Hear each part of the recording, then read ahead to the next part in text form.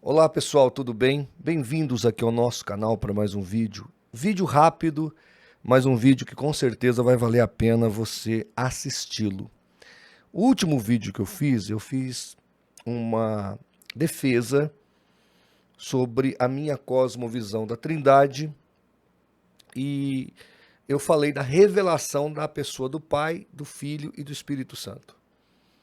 Expliquei isso no meu último vídeo.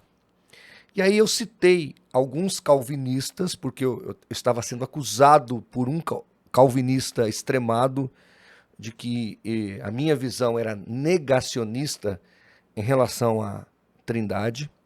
E eu expliquei que era uma questão de ponto de vista, eu jamais nego a Trindade. Muito pelo contrário, eu acredito que Jesus, segundo a Bíblia, foi gerado no útero de Maria, na ressurreição, no sentido de coroado.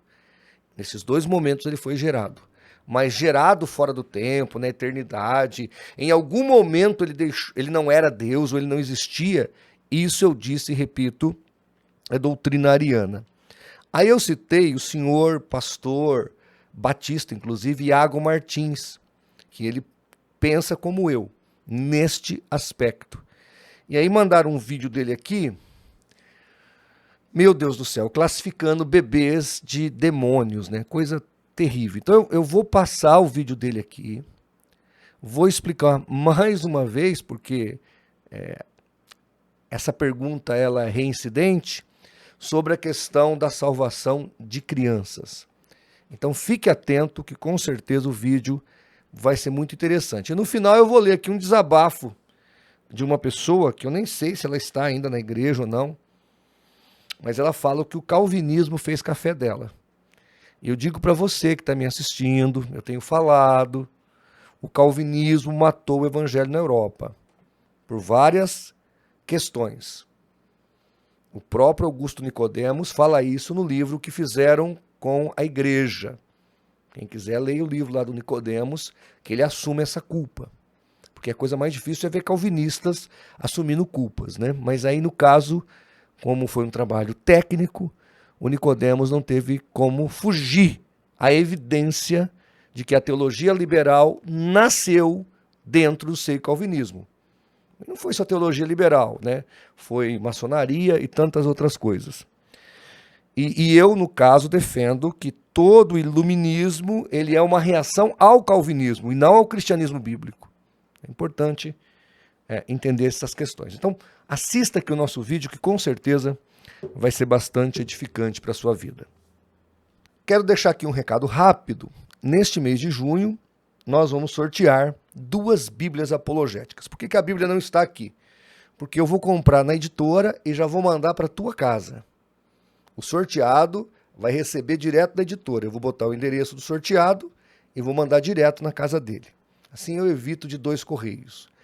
Pastor, como é que eu faço para participar desse sorteio? Simples, seja nosso parceiro. Todo mês a gente faz sorteios de materiais apologéticos e principalmente da Bíblia Apologética do Instituto Cristão de Pesquisa. É uma Bíblia excepcional e da qual eu tive o privilégio de ser coautor. Então vai lá na plataforma do Apoie-se/CACP, se inscreva, coloca já seu endereço completo e todo dia 30 às 22 horas aqui no canal a gente faz esses sorteios. Outra coisa importante é o nosso app. Se ainda não baixou, baixe. É para todas as plataformas de celulares. E se porventura não curtiu, curta, divulga o nosso vídeo e se inscreva no nosso canal. Então vamos aqui ouvir o senhor Iago Martins com relação a esta problemática envolvendo a questão de crianças. Vamos ouvi-lo. Cada criancinha, cada bebê fofinho que você tem vontade de apertar e morder é uma criança totalmente depravada. É aquilo mais parecido com o demônio que a gente tem no mundo. É um bebê que acabou de nascer. Irmãos amados, tem hora que me assusta certas coisas, né, que o calvinismo faz. Aliás, o calvinismo todo me assusta. Eles fazem questão de deixar Deus muito parecido com um monstro. O próprio João Calvino disse, quando ele recebeu a revelação do decreto, e aqui eu vou começar a falar muito isso para ver se grava na sua mente. calvinista não prega a doutrina da graça. Eles falam, somos os pregadores da doutrina da graça. Não, eu tenho aqui a citação no livro Eu, Calvino, e ele deixa claro que no calvinismo não tem graça. No calvinismo tem decreto. Ninguém é salvo pela graça.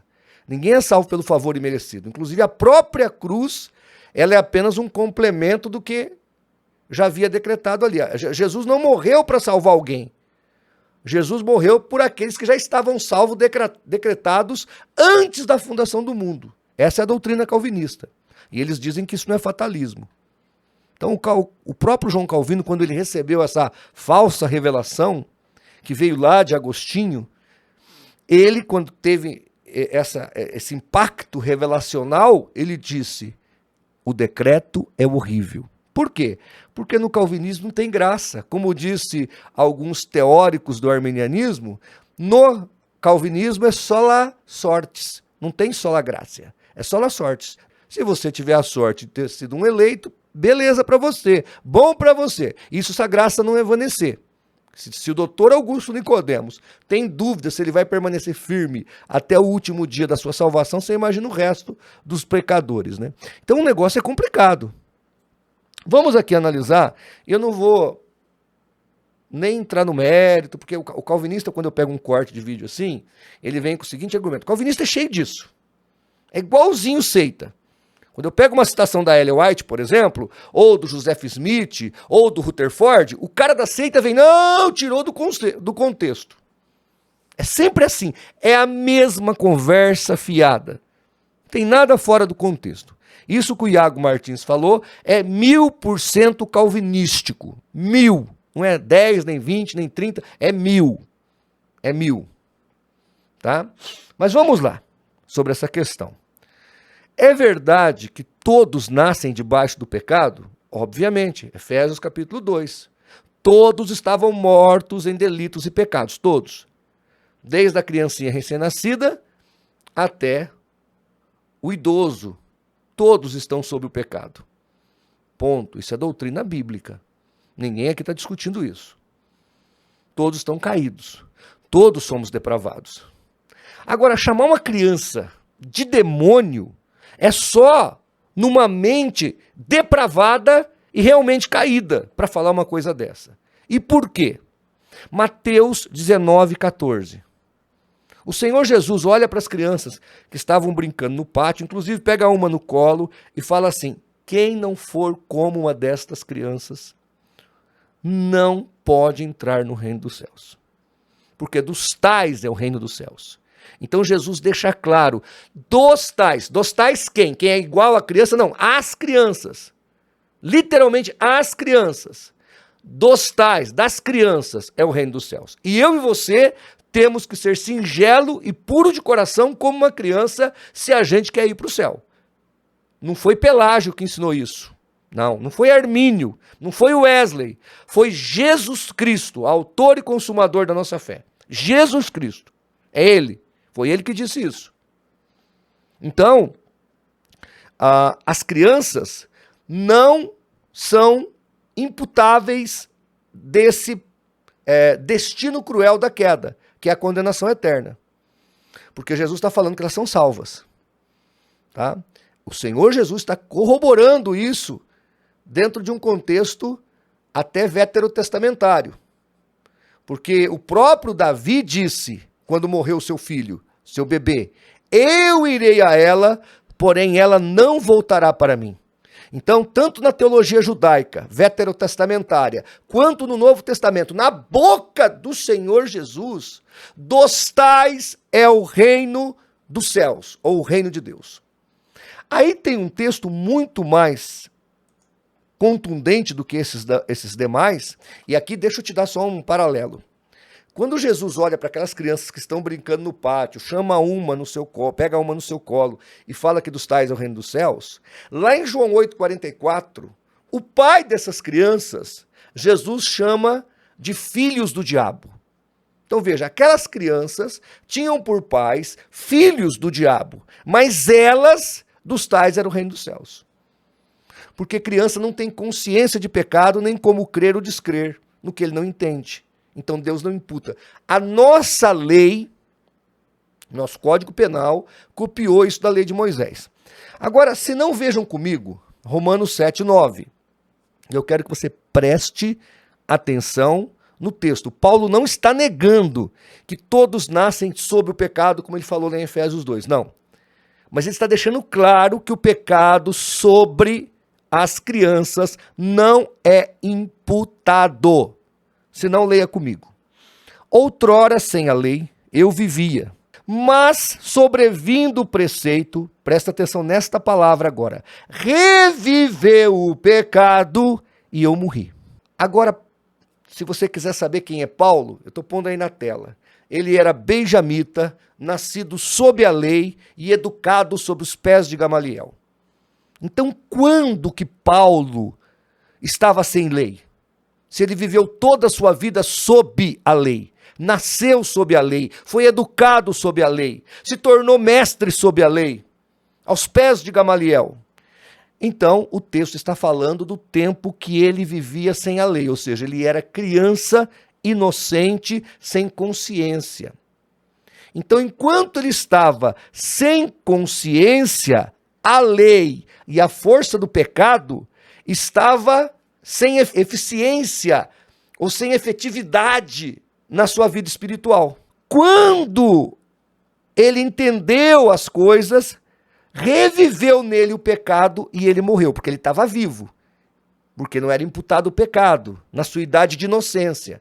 Então, toda a sua inocência, ele estava vivo para Deus. Quando ele entendeu a lei, o pecado reviveu, porque o pecado estava nele. O pecado vivia nele, mas não era imputado. Quando ele entendeu a lei, o pecado reviveu e então Paulo morreu. Então ele precisava de um Salvador. É isto que está sendo ensinado aqui em Romanos 7, versículo 9. Paulo está deixando claro que as crianças não recebem imputação de pecados. Deus não joga sobre elas a condenação do pecado. Por quê? Porque não há consciência de pecado. Isso é tão sério que a Igreja Católica, se não me engano foi o João Paulo II, tirou o limbo da história da teologia católica. Então agora as crianças vão para o céu. A Igreja Católica parece que entendeu isso. Demorou um pouquinho, mas entendeu. Entre os calvinistas, há uma dificuldade imensa para eles entenderem isso. Por quê? Porque o profeta deles, o senhor João Calvino, disse categoricamente que a criança precisa ser batizada. Porque na cabeça de João Calvino, a criança que não é batizada, ela não está salva. Ela precisa ser batizada. Ela precisa receber a regeneração batismal. Caso contrário, essa criança não tem parte com Deus. O Catecismo de Westminster vai negar isso? Vai, mas vai pregar o batismo infantil. Aí na hora que você aperta, acho que na questão 200, 202, eles falam que a criança batizada de 5, 6, 7, 8 anos não pode tomar a ceia quando passa a ceia. Por quê? Porque não pode cumprir 1 Coríntios 11, 28, examinar a si mesmo para depois comer do pão e beber do cálice. Ora, a mesma criança que não pode examinar a si mesmo é a mesma criança que não pode crer, meu Deus do céu. Para que batizar a criança?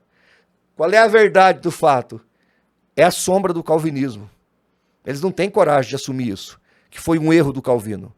Tanto que a regeneração batismal é heresia no catolicismo, é heresia na congregação cristã no Brasil, é heresia em qualquer religião e seita. Só não é heresia em João Calvino. Mas se você achar aquele vídeo do Dr. Augusto Nicodemos, do Dr. Hernandes Dias Lopes, ou de qualquer outro calvinista, pode ser do Gran Conato, etc., procura esse vídeo aonde eles denunciam isso como heresia em Calvino e manda aqui para mim. Quem achar primeiro aí, eu mando R$100 para você. Pronto. Tá bom? Manda aí o vídeo para mim. Chamando de heresia. Dizendo que Calvino cometeu uma heresia. Porque assim, dentro do calvinismo tem os moderados e os fanáticos. Inclusive, só um parênteses aqui, os fanáticos geralmente não são presbiterianos. Gran Conato, batista. Engraçado isso, né? Iago Martins, batista. John Piper, batista.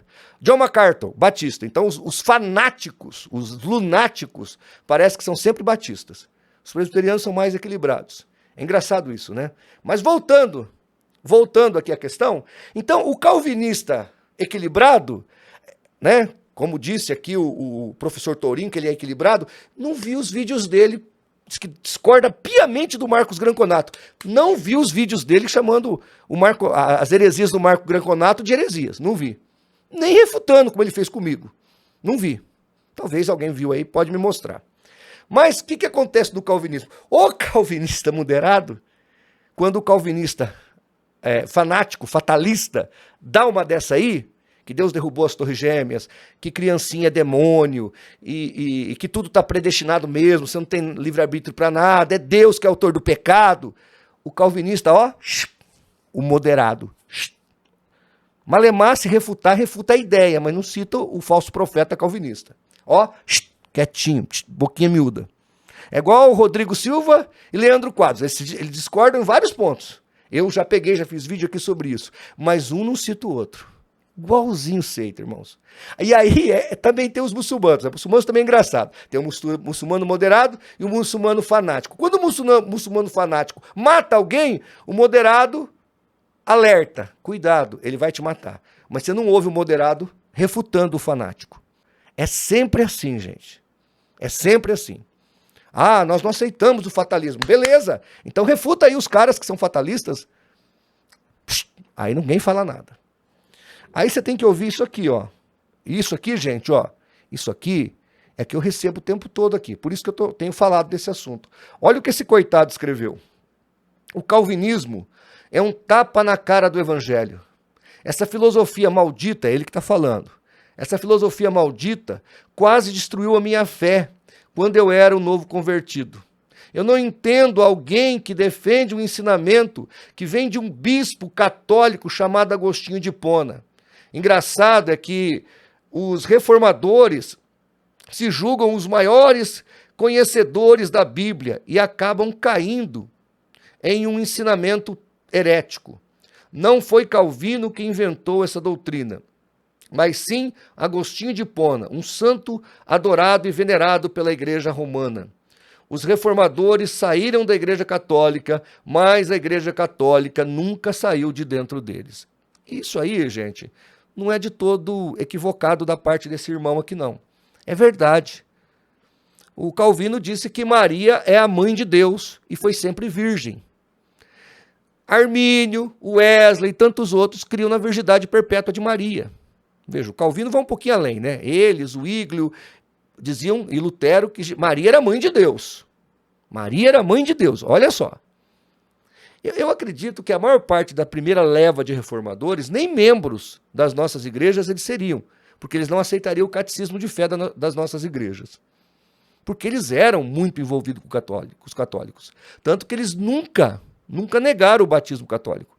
Eles vieram do catolicismo, foram excluídos de lá depois, a hora que o movimento cresceu, e nunca negaram várias doutrinas católicas. E eu até entendo o processo. E até entendo como é que Deus usou essa circunstância para livrar a igreja da mão da idolatria, do despotismo católico. Era chamado de pornocracia católica, porque os papas fizeram de Roma um tremendo bordel no século XIII, XIV e XV. Por isso que surgiu os pré-reformadores e os reformadores. O Wycliffe era muito mais radical no século XIV do que muitos dos nossos reformadores. Ele, obviamente, foi rechaçado e sofreu martírio. Martírio não, ele foi queimado depois de morto. Olha que situação. Então a Igreja Católica foi terrível e ela fechou a verdade. Eles não tinham muito onde pesquisar. Eu entendo o contexto. Eu não estou desvalorizando o que eles fizeram. Agora, a gente hoje tem que assumir os erros deles e tem que ver os fatos e corrigi-los. E não ficar tapando o sol com a peneira. Aí não tem jeito, né? Tá bom, gente? É isso aí. Espero que eu tenha esclarecido a sua dúvida. E acredite, bebês não são pequenos demônios. Bebês são pessoas, e as crianças sem consciência de pecados, são pessoas que são amadas por Deus, queridas por Deus. Por isso que Deus é contra o aborto, etc. Porque essas crianças pertencem a Ele. Deus abençoe, se o Senhor permitir, até o próximo vídeo. Aquele abraço.